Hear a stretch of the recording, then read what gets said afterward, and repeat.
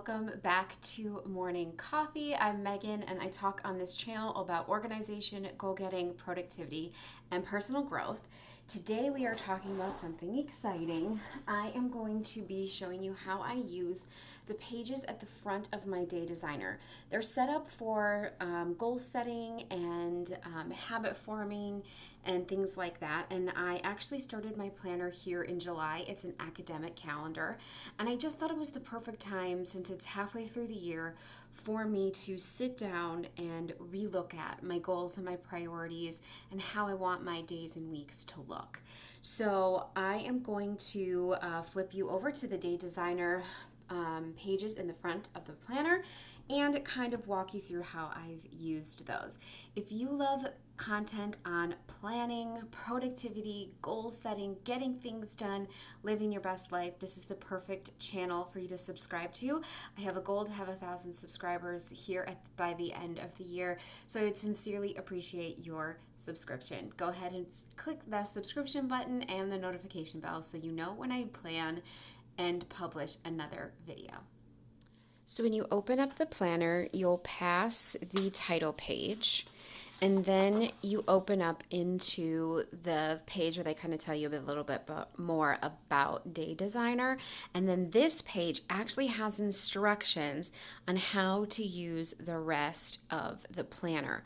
So for example, when you get here to plan with purpose, personal assessment, heart goals, monthly actions, and routines.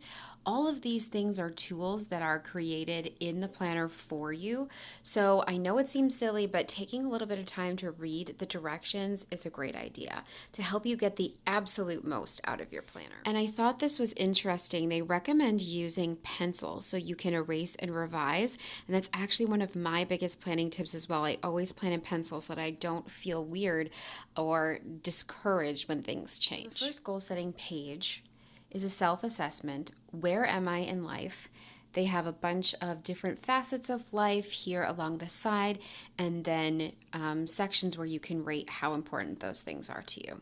I'm going to go ahead and fill this section out and then kind of walk you through how I did it. Okay, so what I actually ended up doing was I used this highlighter, and it actually is erasable, so I could change it if I wanted to. I just felt it was easier to just highlight the boxes, which seemed to work super well for me.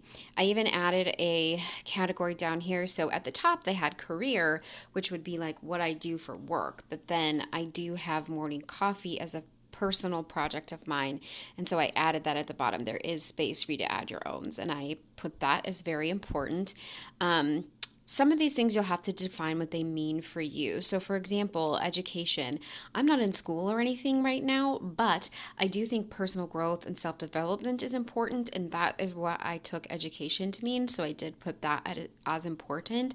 And then spiritual, I put as not at all important. I kind of took this as a religious sort of thing, which I not concerned with at this point in my life. So I do have that. So some of these things you'll have to decide kind of what they mean to you and how they separate out. But that is how I ended up using this page. And essentially what you're supposed to do with this now is, okay, I need to look at these 4 things that are very important to me and figure out, am I spending time on them? How am I working on them? Am I devoting time to them?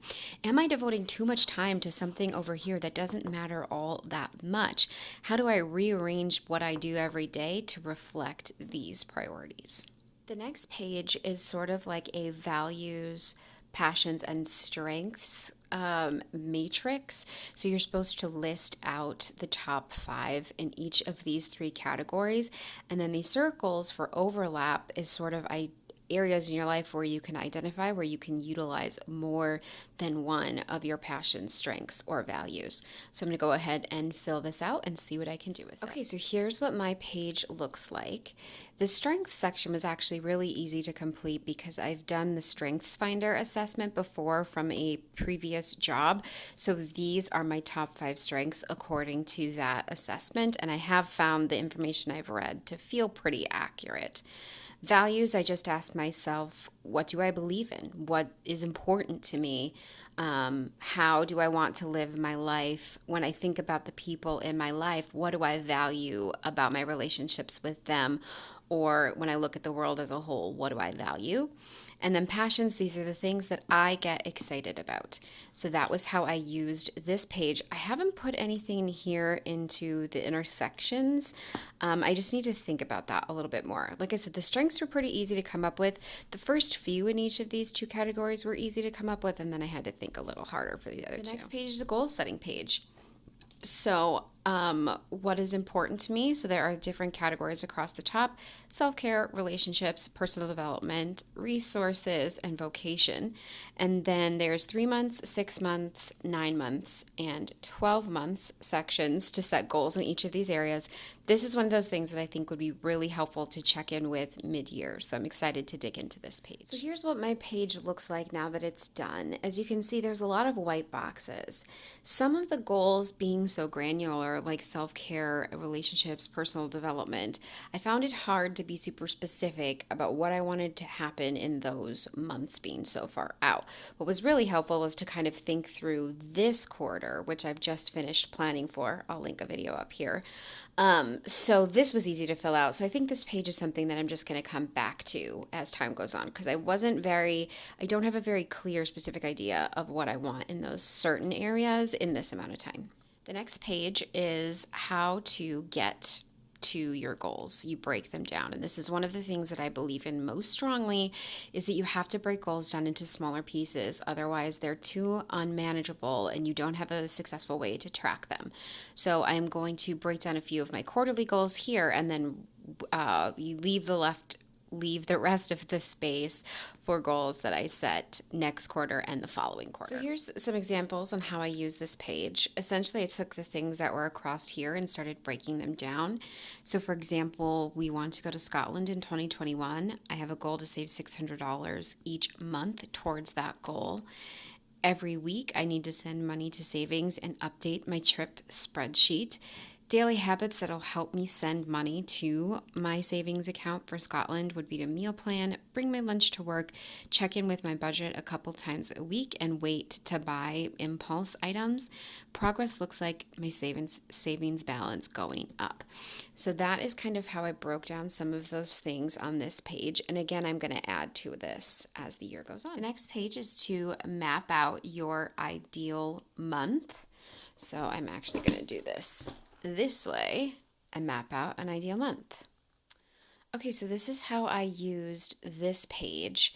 I ended up just using colored markers to signify different pieces of life. So like the green was financial. This was like house cleaning tasks and chores. Pink was morning coffee. This was like meal planning and cooking. This was like planning and organizing, and this is like health and fitness related. So I just used those different colors to write in during the month when things needed to happen in that area. So for example, you see meal planning every Sunday and cooking at home 3 times a week, doing 3 times of cardio each week, publishing a newsletter every Saturday, right? So that's kind of how I use this page. I felt like the colors made it really visual and easy. And this is obviously not a template you can apply to every single month without fail. For example, my work schedule changes every week, but this is a good template where I can take these things and move them around during each month to make sure that they're getting done this many times. So I may not always work out on Wednesday, for example, because maybe I have a late night at work, and then I would move that to a Thursday that I get off early or something like that. So it can adjust, but this was actually kind of fun and helpful to use the colors. The last section is in the planner is to lay out your ideal week. So I'm going to go ahead and get started with that. I think I'm going to color code this as well, but I'm excited to give this a try. This was actually pretty fun. I used my erasable highlighters to block out different chunks of time. I put a little key at the top, so work was a certain color. That's like travel and commute. My morning and evening routines, relaxing at home. This is mostly the time I spend with my husband, dinner and shows and stuff like that. Exercise, my shower, self-care routine, and then fun. This is usually me scrolling on the internet because, hey, that is fun. And some of the bigger chunks, like all of my work hours, I didn't fill in entirely. And then this day off, it just says home and relax. That could be a combo of relaxing and prepping for the week, but essentially it's just like at home time. If you're like me, you might have a schedule that changes every week. So for me, I might be on a Sunday and then off on a Saturday, or vice versa. Same with this like Wednesday off. I could be off Monday or Tuesday instead of Wednesday. So it would switch depending on what my calendar is like at work. But essentially, again, this is like a template that you can apply to the rest of the month as your schedule comes out. This might be my favorite page to do. That was actually pretty cool. That was actually pretty fun. So here we go, guys. Here's a flip through of what those pages ended up looking like for me. Again, these are things you can use throughout the year to update and change. But that is how I set up those first section of pages in my Day Designer Planner. Thanks so much for watching the video today on how I use the front pages in my Day Designer Planner. If you have any other questions about the planner, go ahead and check out the other reviews that I have done on this planner and the other videos. They have been linked in the card throughout this video, and I will also put a link below to the Day Designer website in case you want to pick out a planner of your own. Thank you so much for watching. I appreciate it. I will be back for another video on Sunday and Wednesday. Thank you so much for watching. Have a great rest of your day.